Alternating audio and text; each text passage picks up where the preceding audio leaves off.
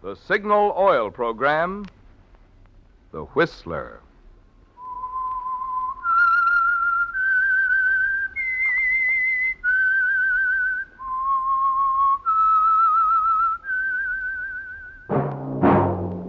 That whistle is your signal for the Signal Oil Program, The Whistler.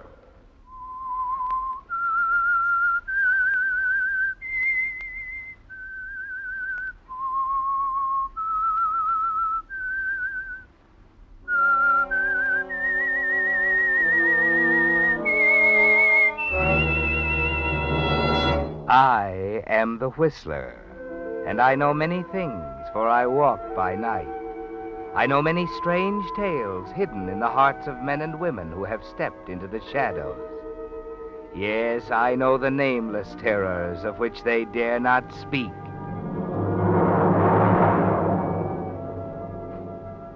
Yes, friends, it's time for the Signal Oil Program, The Whistler, rated tops in popularity for a longer period of time than any other West Coast program in radio history. And Signal gasoline is tops, too, tops in quality. It takes extra quality, you know, to give you extra mileage. And Signal is the famous Go Farther gasoline. So look for the Signal circle sign in yellow and black that identifies friendly dealer-owned Signal stations from Canada to Mexico. And now the Whistler's strange story, Concerto of Death.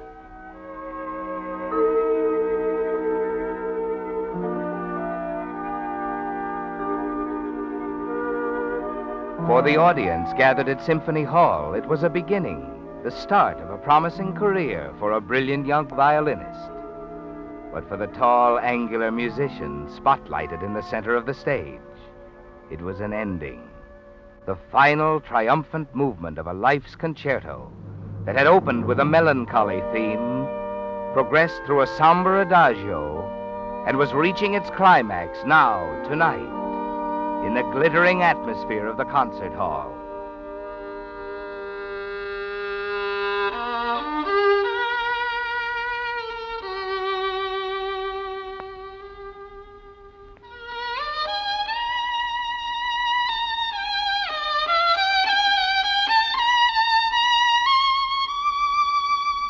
Yes, Victor Carroll, American violinist, was making his debut. But the theme that had run through his entire life's concerto had its beginning many months before. In Italy, after the end of the war, in a tiny, austere cottage that clung to the terraced hillside above a war-weary village. It began with American Sergeant Victor Carroll and an old Italian named Lavertu. And so you have come, my boy, to tell me you are leaving Italy. I'm afraid so, Maestro. Our orders came through this morning. We're sailing at dawn. See, I have expected it. But now that it comes, it is no less sad. I will miss you, Victor. These talks we have had, hearing you play, you know, you have a great talent, my son. A great talent for the violin. Do you really think so, Maestro? With so little time to practice, my fingers have been all tied up in knots. Oh, that is nothing. And to prove the confidence I have in you, I will show you something.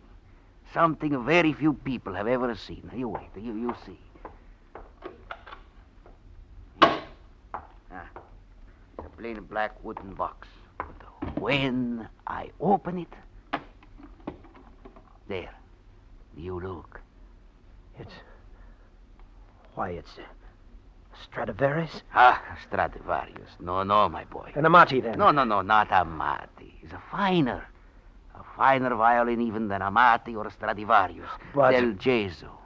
This is a Del Gesso. Del Gesso? Why, that's impossible. There are only a few in the world.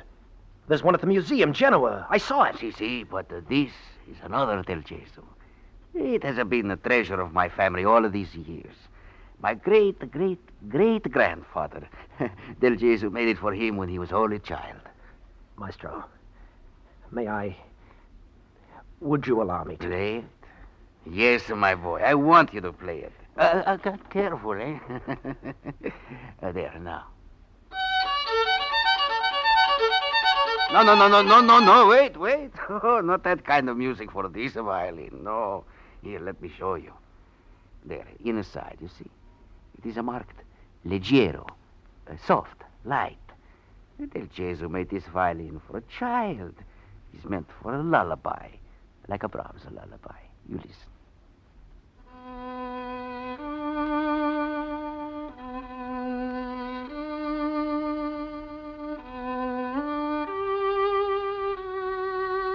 It's beautiful.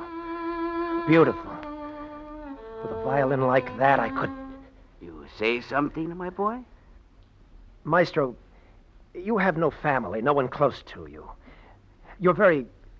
Well, you don't have many years to live. The violin will be buried with me, if that is what you're thinking. But an instrument like that, beauty like that... Listen to me. Victor, I have thought of it many times.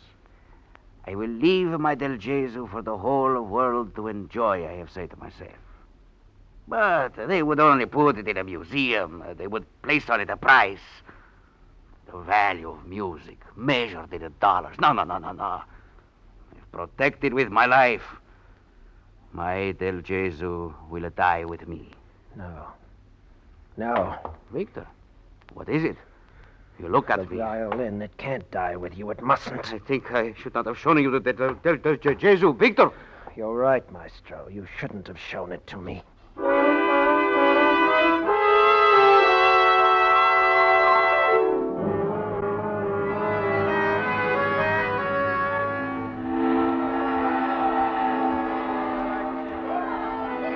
Next. Drexel Roger, Private 359423336. Any perfume, silk, jewelry, furs? Nope. Okay. Next. Carol Victor, Sergeant, 347-20170. Any perfume, silk, jewelry, or furs? No. Okay. No, wait. Yeah? What's that in that old black box? Just a violin? A fiddle? Yeah, a fiddle. You guys will pick up the darndest junk. Okay, go, boy.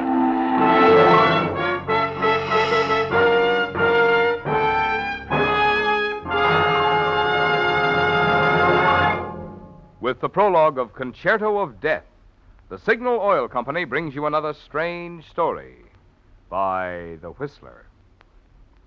Friends, you've been hearing a lot about improved tires, but tonight I want to tell you about a completely new type tire, just announced this month in the Saturday Evening Post, and now at your Signal dealers.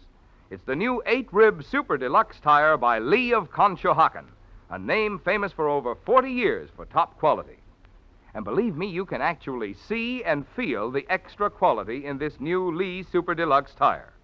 You can see the extra rubber in the broad, flat 8-rib tread that's packed with so much extra mileage, Lee gives you a 15-month guarantee against road hazards, plus a lifetime guarantee against defects. And you can feel the difference in quicker stopping and greater non-skid protection, in easier steering and turning, and the way they absorb road shocks. Oh, but here's the best part. These new Lee Super Deluxe tires not only cost nothing extra, but right now, Signal dealers are offering special trade-in allowances plus liberal credit terms.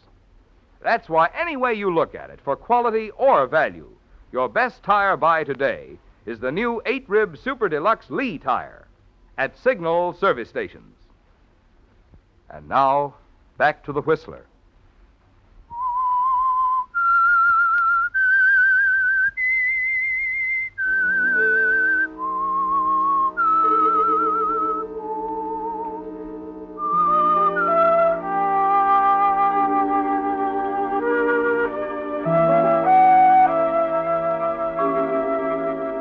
The Italian theme of Victor Carroll's life concerto ended as he walked up the gangplank and stared out across the silent water that reached white-capped fingers toward the United States.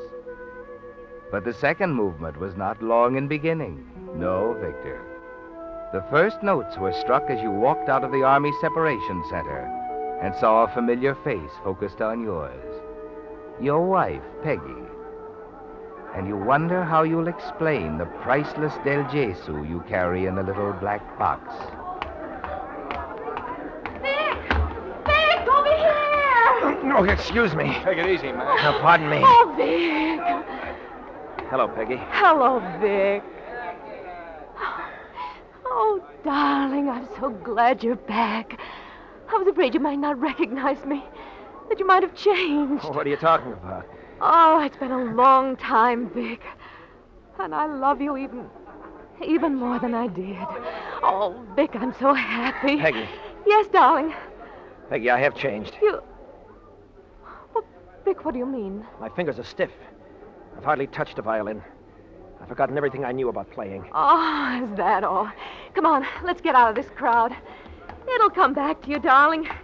In a few weeks, you'll be better than you ever were. And besides, I got a surprise for you. Oh, I wasn't going to tell you until we got home, but... Vic, remember that room in the attic where we used to store trunks and things? Uh-huh. Well, I had it made over into a studio.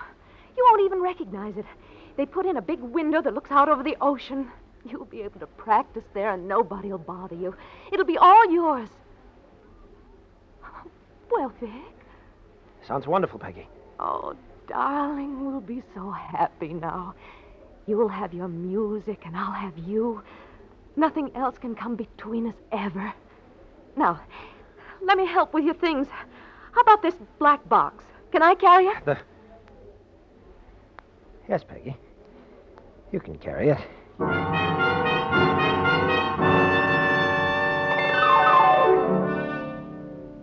You follow her to the car, still feeling like a stranger somehow, still wondering how much you can tell her, if anything. Outside, pulling away from the curb, you happen to glance back. A dark little man in a striped suit and crushed felt hat is looking after you, staring curiously. You're certain you've seen him before, but you're not sure just where. You twist around in the seat to get a better look. But Peggy swings the car around a corner, and he's lost from sight. Everything all right, dear? Yeah. Yeah, sure. Everything's fine.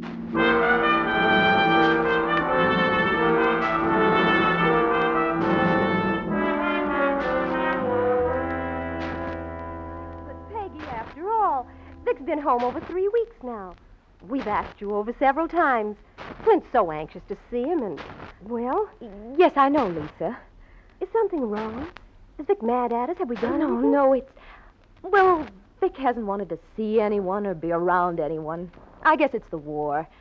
Something that happened over there. We've got to give him a chance to come back to us. Of course, dear. Vic? Yes. Oh, it's lovely. He plays up there for hours, alone like that. I told you I built a studio for him in the attic. Mm-hmm. Lisa, I'm afraid I just don't understand him. You poor kid. And you know, it's funny. But I've never been inside the studio since he came home. What's he hiding up there?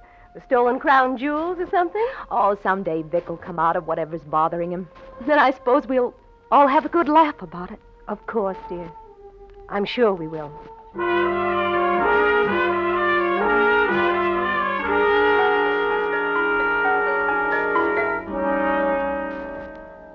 Morning, Peggy. Oh, hello, Vic. What are you doing? Oh, just looking through this photograph album you brought back. Who are these people here? Oh, people from the village. They loved having their pictures taken. The girls are rather attractive, aren't they? Yeah, I guess so. This one here next to you. She's very pretty. What's her name? Oh, I forget. Amelia, Nella, I don't know why. Oh, nothing. Vic, you practiced late last night. Yes, I did work late. I waited for you till 3 this morning. Vic, won't you give up your music for a while, a few days, take a vacation? We could go away for a while. Why don't you ask me to die? Is your violin that important to you? I haven't told you, Peggy. But I've been practicing for something very special. Not that I had much hope. Every violinist in town has been after it. After what, Vic? Dr. Kruvitz announced he's going to play the Max Bruch Concerto in G minor at the opening concert of the season. And he's going to use a new young violinist. He's heard you play. No, not yet, but he will. You see, they've had auditions for a month, and the board finally narrowed it down to 6. Kruvitz will make the final choice next week. Oh, Vic. Then that's why you've been shutting yourself up, practicing so hard. Oh, he'll pick you, I know. Listening to you last night, well, it was so beautiful that I almost couldn't believe it. You know, Vic, the music sounds different when you're upstairs. As if there was something or someone... Vic. Yes? Was there someone else? A girl in Italy? Someone you remember? Someone you played to at night there in the attic? Oh, I know it may be foolish, but sitting here alone night after night, nothing to do but look at the window. Vic, I'd like to know... Look out the window now, Peggy. Please, Vic, I'm asking you something. No, there across the street, a little man in the striped suit. You see him? I noticed him the day we drove away from camp. A little man? He's gone. Vic, don't try to throw me off. Answer my questions. Tell me what happened in Italy, won't you? And the black box. What about the black box? What's in it, Vic? Tell me, please. Is it keepsake memories of her? Vic, where are you going? Upstairs. No. No, Vic. You can't just walk out every time I ask you something. I won't let you. Let me go, Peggy. Vic, I want to come into your studio, listen to you play. I want to share, Vic, whatever it is. There's nothing to share, Peggy, nothing at all. I'm working. I audition for Kruvitz tomorrow, you know that. I'm coming upstairs with you, Vic. No. No, you're not, Peggy. You're going to stay down here. Because if you ever go into that room, I'll leave you. Did you hear me, Peggy? I'll leave you.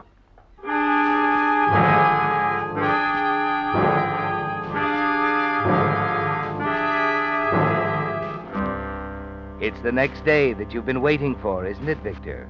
The day when you and a handful of others assemble in an empty, half-darkened auditorium. Wait around in the wings until Dr. Kruvitz is ready to hear you play. You become more and more nervous as the hours go by, listening to the others one by one as they step out on the stage to play for Kruvitz. Then, finally... I'm sorry you've had to wait so long, Mr. Carroll. That's all right. I don't mind. Dr. Kruvitz has a bad habit of forgetting all about time. I hope waiting here hasn't made you nervous. No, it's all right. See, I've been waiting years for an opportunity like this anyway. Of course. Well, if you want to take your violin and step out on the stage with me, sure. I'll introduce you to him. It's him. Oh, well, Dr. Kruvitz does look rather formidable. No. But don't worry. No, not Dr. Kruvitz. The little man in the striped suit at the back of the theater. What are you talking about? I don't see anyone. He ducked back into the shadows. I'm sorry, I can't stay. I can't. Mr. Carroll!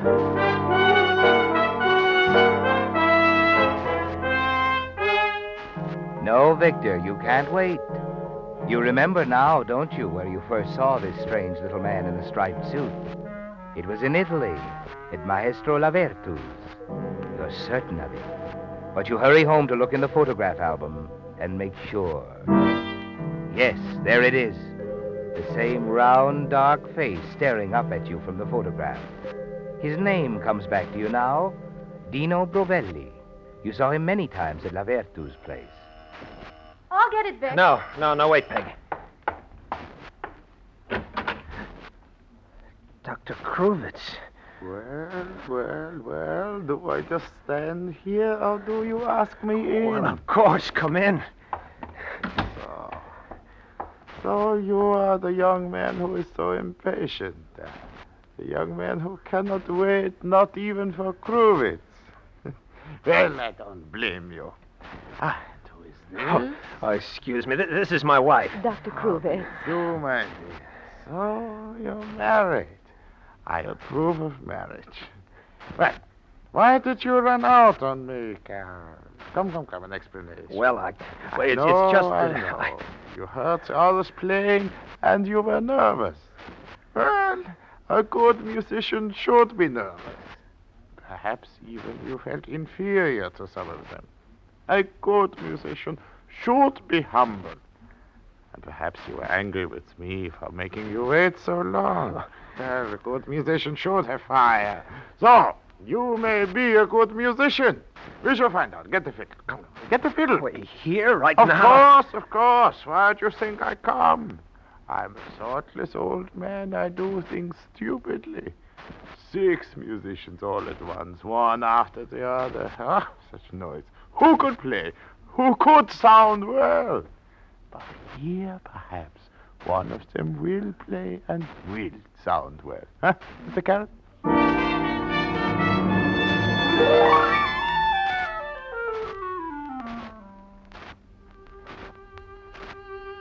do play well, don't you, Victor, in spite of the fear in your heart? Yes, and Kruvitz listens carefully. Occasionally a frown crosses his face, but the greater part of the time his head bobs up and down in silent approval.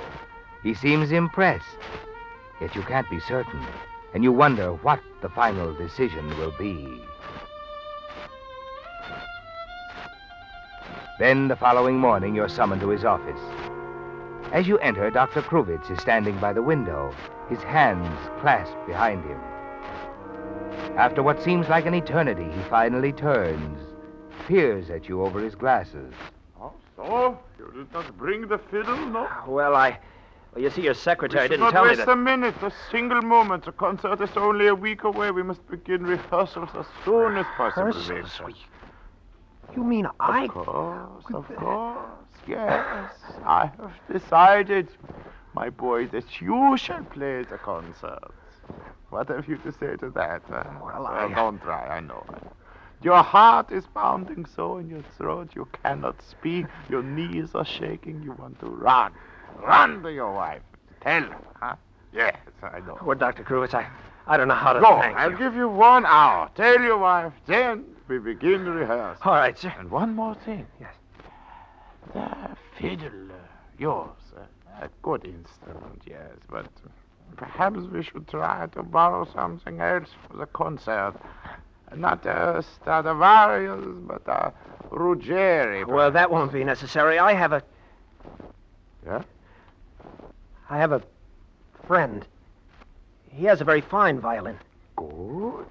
For this concert, the best violin we can get.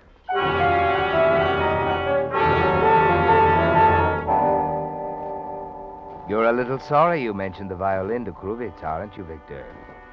But at that moment, nothing mattered.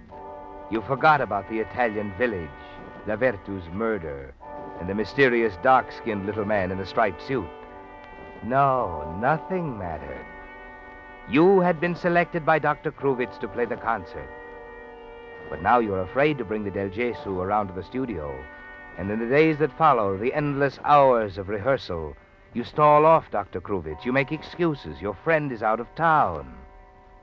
Then, on the day of the concert, after a late afternoon rehearsal, you return home to pick up the Del Gesù. Quickly, you start up the stairs. You stop suddenly on the first landing. Someone is moving around in your studio. Peggy. Yes, perhaps she isn't spending the afternoon with the Presbys after all. Peg, I warned you not to... Good afternoon, Signora Carl. Standing in the middle of the room is the small, heavy-set man in a striped suit. At his feet, the black box open. And on the table is the Del Gesù. What are you doing here? I was curious, Signor. Now that I have found what I was looking for, well, we have much to talk about, no? You shouldn't have come after me, you know. That was a bad mistake. One moment. I killed once for this violin. I won't hesitate to kill Signor, again. I warn you. Do not come closer. I won't hesitate to kill again. Ah!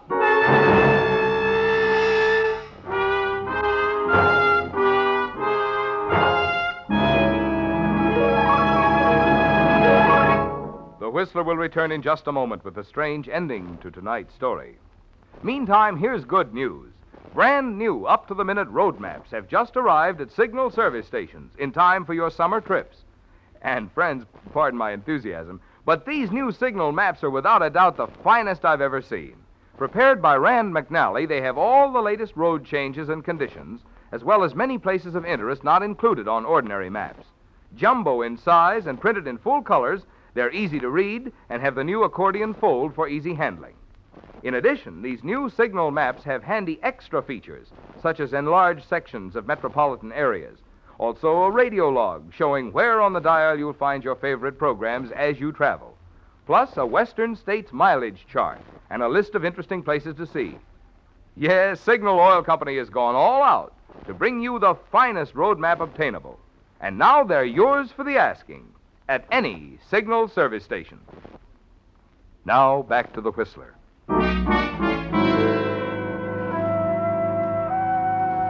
The final movement of Victor Carroll's Life Concerto was coming to a magnificent climax that night at Symphony Hall. The final triumphant movement of a concerto of death. The first movement had begun in Italy 6 months ago, had ended with the death of Lavertu. The second movement had also ended with the murder of Dino Brovelli.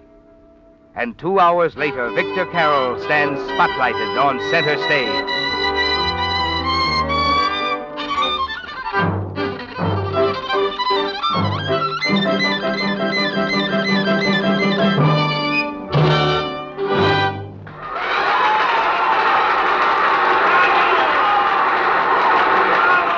Yes, the concert was a triumph, Victor.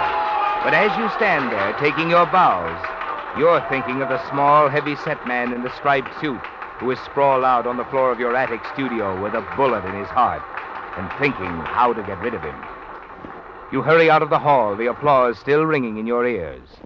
Sending your wife and friends on ahead to the reception, you hurry home alone. As you slip the key into the front door, 2 men emerge from the shadows beside you. Mr. Carroll? What do you want? Lieutenant Paul, FBI. Been waiting for you. Shall we go in? I don't understand. What's wrong? You mind if I take this? My violin? Yeah.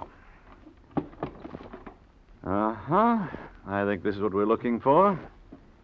This and a gent named Dino Brovelli.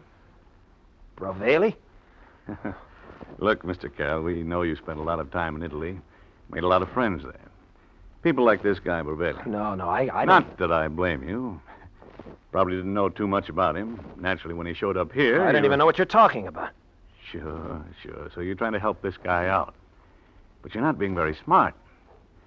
Brovelli is wanted by the Italian police for murder. Murder? They say he killed a man named Lavertu. To get this violin, he's trying to sell you. What? Yeah. And our immigration department would like to have a little chat with him, too. Maybe you didn't know about that either, huh? Now, look, Lieutenant. Oh, it won't wash, Mr. Carroll. One of our boys saw Brovelli come in your house late this afternoon, and he hasn't come out. So, play it smart, huh? Call him out. Or we have orders to search your house and find him. Well, what do you say, Mr. Carroll?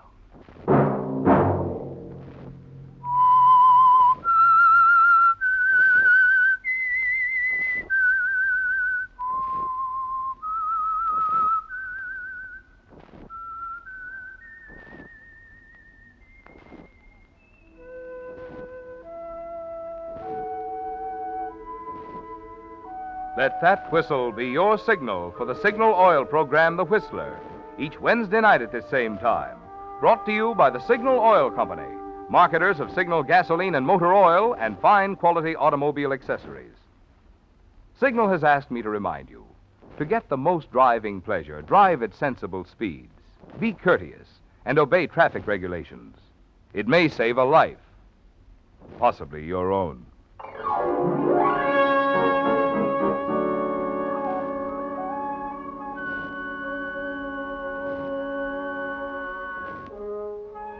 Featured in tonight's story were David Ellis and Gene Bates. The Whistler was produced by George W. Allen, with story by Frank DeFelitta and music by Wilbur Hatch, and was transmitted to our troops overseas by the Armed Forces Radio Service. Next Wednesday, for a full hour of mystery over most of these stations, tune in a half hour earlier. Enjoy The Saint as well as The Whistler. This is Marvin Miller speaking. This is CBS, where 99 million people gather every week, the Columbia Broadcasting System.